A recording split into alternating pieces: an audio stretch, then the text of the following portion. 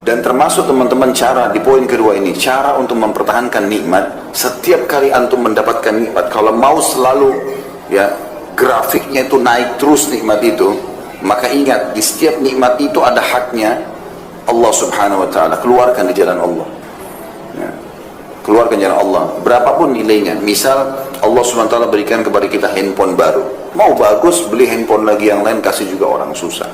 Walaupun nilainya mungkin belum bisa mencapai sama. Kita beli baju sebagai tanda syukur, kita berikan juga baju kepada orang yang baru.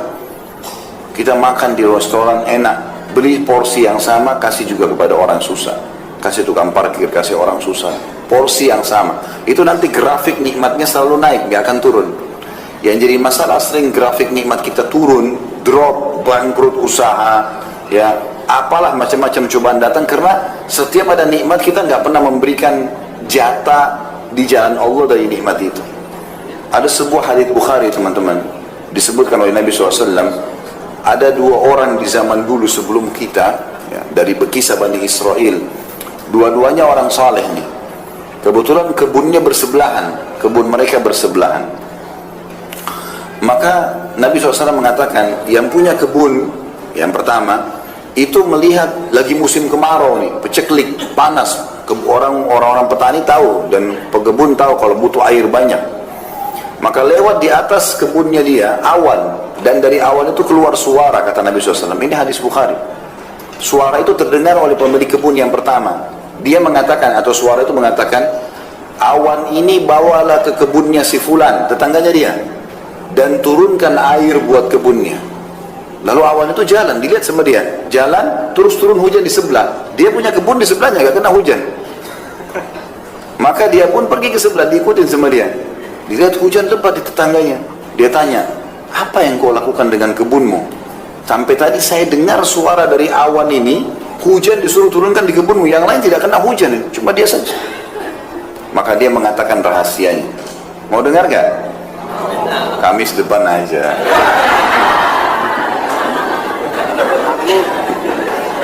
Saya mau sampaikan sekarang tapi diamalkan. Janji. Allah jadi saksi. Karena ilmu kalau cuma didengar percuma kalau tidak diamalkan. Maka dia mengatakan, hasil kebunku aku bagi 3. Bukan modalnya ya, hasilnya saja. Hasil panen kebunku aku bagi 3. Sepertiganya, yang paling pertama disebutkan, aku sedekahkan.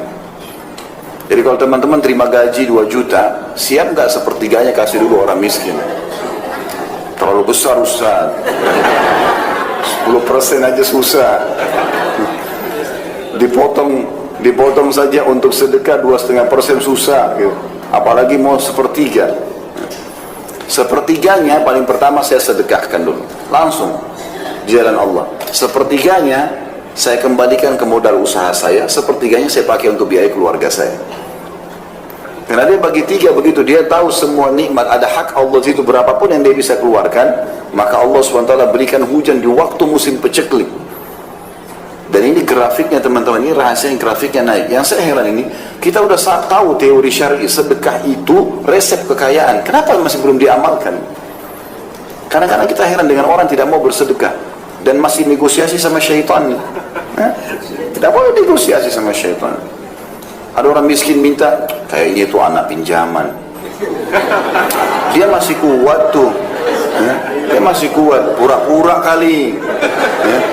Apalah, kira-kira apa lagi bisikannya coba? Yang biasa digoda syaitan mana? Yang lucu kita iyakan, oh iya kayaknya. Padahal syaitan targetnya supaya waktu itu tidak dicatat amal sedekahnya. A'udzubillahi minasyaitonirrajim. Kalau kita sudah buka dompet mau keluarin duit nih, ada 5.000, ada 50.000, ada 100.000. Syaitan bilang 5.000 aja. Jangan, tidak boleh negosiasi. Ambil 100.000 kasih. Mulai sekarang belajar teman-teman. Yang belum pernah sedekah dengan jumlah tertentu yang dia masih mampu, coba sedekah dengan jumlah itu. Misal, antum selama ini 2.000 terus, ya. Ternyata pendapatnya yang bisa, antum bisa keluarin 20.000. Coba sekarang dengan 20.000. Bisa 100.000, belum pernah dicoba, coba 100.000. Belum pernah 1 juta, coba 1 juta. Yang kaya raya 100 juta, coba nilai yang belum pernah. Nanti datang juga yang besar. makin besar kita berikan, ya, kalau makin besar keran kita buka di jalan Allah, Allah akan berikan limpahan rahmatnya yang luas. Ini resep sederhana ini. Sa'ad bin Ubadah radhiyallahu anhu, sahabat Nabi, itu melimpah hasil panen kebunnya teman-teman, sepanjang tahun tidak pernah berhenti kurmanya, sampai kaya raya melimpah-limpah. Ternyata kata kuncinya satu, tiap hari dia panggil anaknya yang paling tua namanya Qais. Terkenal dia sama anaknya, ini orang yang karam, mulia sekali. Dia bilang sama anaknya, nak, bantu ayah habisin uang ini sedekah. Bantu ayah habisin uang ini sedekah. Silakan kau kasih siapa saja, yang penting jalan Allah. Tiap hari ayah sama anak ini ambil dari hasil penjualan kurma, bagi-bagi, buka pintunya. Setiap hari ada orang naik di atas rumahnya teriak, wahai penduduk Madinah, siapa yang mau butuh, kalau kita kayak sembako sekarang, siapa yang butuh kebutuhan pokoknya silakan ambil. Minyak saminnya, gandumnya, kurma, ambil silakan, berapa saja, nggak dibatasi. Jadi tiap hari itu rumahnya terbuka, antri orang ambil semua makanan tiap hari, nggak pernah habis. Bahkan ini mendatangkan berkah ke kebun, dia tidak pernah putus buahnya sepanjang tahun.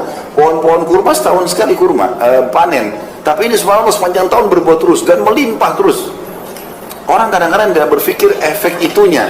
Orang berpikir seperti kapitalis, saya ngeluarin kurang 1 juta, saya keluarin 250.000, berarti uang saya sisa 750. Itu hitungan kapitalis itu. Hitungan Islam tidak begitu. Itu kita keluarin 250.000, ya, misalnya dari 1 juta masih ada 750.000. Sebenarnya ini 250.000 ini sudah berlipat ganda, minimal 10 kali lipat. Itu sudah 2,5 juta. Karena Allah janjikan setiap amal saleh dilipat gandakan menjadi 10 kali lipat. Dalam Al-Quran Allah bilang itu. A'udzubillahi minasyaitonir rajim, innal hasanati yudhibnas sayyi'at.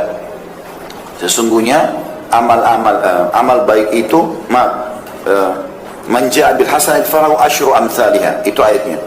Siapa yang berbuat satu kebaikan, Allah akan balas 10 kali lipat. Sampai pernah satu kali datang keuntungan 80.000 dirham. Mahal, banyak sekali uang ini. Ya, miliaran kalau kita uang Indonesia.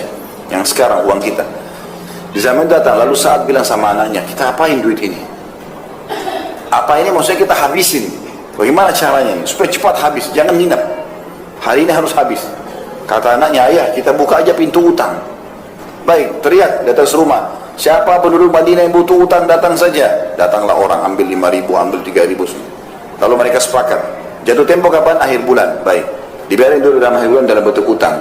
Lalu anak sama ayah sepakat. Begitu mereka datang akhir bulan, katakan sudah tidak ada utang kalian. Jadi begitu datang, kami mau bayar. Sudah lunas, kami tidak terima uang kami lagi. Ada nggak yang begitu? Kok ketawa lagi? Berarti banyak sekali cambuknya hari ini. Ini 10.000 aja ditagih, kau punya utang 10.000, sudah matanya belalak, marah-marah. Luar biasa. Maka begitu polanya, luar biasa gitu. Pernah satu kali, Qais ini, dia lihat gudangnya ayahnya lagi penuh, ayah lagi nggak ada, diambil sama dia. Naik di unta banyak, keliling Madinah. Siapa yang butuh ambil saja, siapa yang butuh ambil saja, iklan begitu. Abu Bakar sama Umar lewat. Ini Qais ini kalau kita biarkan habis harta ayahnya nih. Ini kata Abu Bakar sama Umar ini, mertua Nabi yang siapa tidak kenal namanya gitu loh. Ahli surga di jalan surga, bilang begitu.